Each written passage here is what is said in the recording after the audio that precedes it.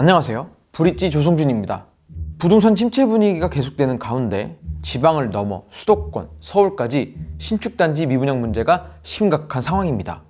주택업계에서는 미분양 물량이 해소되지 않으면 산업 전반이 무너질 수 있다고 아우성입니다.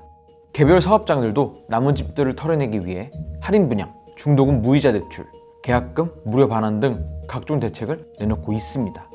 업계에서는 2008년 금융위기 시절 미분양 사업장 출혈 마케팅이 재림했다고 말하고 있습니다. 정부에서도 미분양 문제가 지속될 경우 건설업 기반 붕괴는 물론 금융업, 일반 경제로까지 여파가 이어질 수 있는 만큼 대응 방안을 고심 중인데요. 브릿지가 부동산 침체기 민간부터 공공에 걸친 미분양 아파트 순환기 전해드리겠습니다.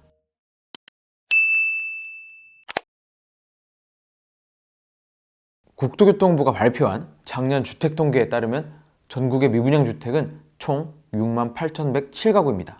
미분양 물량이 6만 가구를 넘어선 통계는 2015년 이후 처음이며 약 9년 4개월 만에 최대치입니다. 미분양 주택 중 수도권은 1만 1,035가구, 지방은 5만 7,072가구에 이르죠. 미분양과 함께 봐야 할 지표는 주택 거래량입니다. 거래량은 시장 침체 수준의 척도가 되죠. 작년 12월 전국 주택 매매량은 28,603건입니다. 11월에 비해서는 5.4% 감소했고 2021년 12월과 비교해서는 46.8% 떨어졌죠. 향후 2년간 신규 입주 아파트는 총 79만 5,822가구로 예정돼 있으며 이 물량에서도 상당 부분 미분양이 나올 수 있겠죠. 건설사들은 분양 일정을 미루고 있습니다.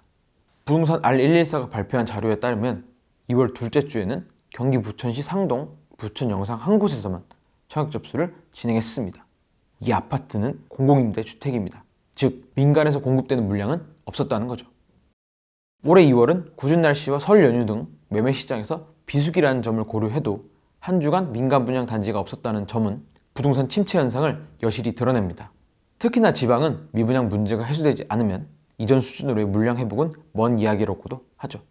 시장이 워낙 위축되거나 혹은 제도가 이제 변하는 쯤에 있든지 이러면 건설사들이 조금 애매하잖아요. 민간 건설사들 입장에서 보면 미분양 나는 순간 금융비용이나 공사비나 이런 것들을 리스크에 취약해지잖아요. 서울 수도권은 그래도 분양 여건이 나쁘지 않은데 지방에서 간간히 나오려면 미분양부터 일단 해소해야 되겠죠. 지방은 사실 좀 상당한 시간이 필요하고요. 이 같은 상황에서 살아남기 위해 사업 시행자와 건설사들이 몸부림치고 있는데요. 첫 번째로 꺼낸 카드는 할인 분양입니다. 대구 등 주택이 남아도는 지방의 경우 이미 지난해 말부터 분양가를 낮췄는데요. 수도권에서는 처음 할인 분양한 아파트가 나타났습니다. 경기도 안양시 호계동, 덕현지구에 들어서는 평촌 센텀퍼스트입니다. 시행자인 덕현지구 재개발조합은 2월 4일 긴급총회를 열고 분양가를 기존보다 10% 낮추기로 했습니다. 3.3제곱미터당 평균 분양가를 3,211만원에서 2,889만원으로 낮춰 채국가를 기준으로 전용 59제곱미터가 8억 800만원에서 7억 2,720만원으로 84제곱미터는 10억 7,200만원에서 9억 6,480만원으로 조정될 예정입니다. 미분양 문제가 심각한 대구에서도 분양가를 낮춘 곳이 있습니다. 분양권자가 분양 계약 취소를 요구하며 모델하우스의 의자 등 집기를 집어던진 사건으로 주목받은 곳인 대구 수성구 만촌 자이른회입니다.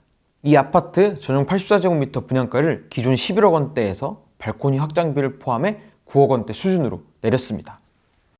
분양가 할인 외에도 각종 마케팅 수단을 동원하고 있습니다.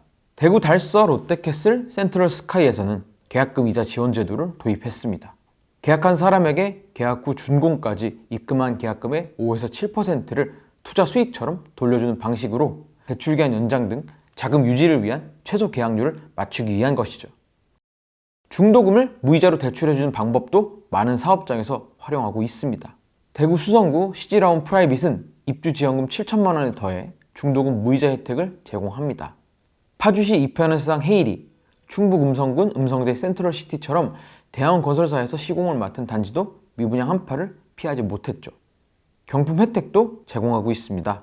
앞서 언급한 시지라운 프라이빗에서는 시스템 에어컨 4대를 공짜로 넣어줍니다. 이 모든 혜택을 통합해서 제공한 단지가 서울 시내에 있습니다. 천왕역 모아일과 트레뷰는 미분양 물량을 털기 위해 중도금 무이자 대출, 계약 시 현금 3천만 원 지원 등을 내걸었습니다.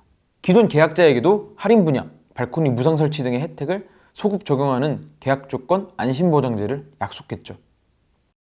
10여 년 전 지금보다도 미분양 물량이 더 많았던 시기에는 더욱 출혈이 심한 마케팅 수단이 있었습니다. 원금 보장제라는 제도입니다. 아파트 입주 시 분양가보다 가격이 떨어지면 건설사가 그 차익만큼 가격을 보장해 줍니다. 가격이 내려가지 않을 테니 안심하라는 의미로 통했습니다.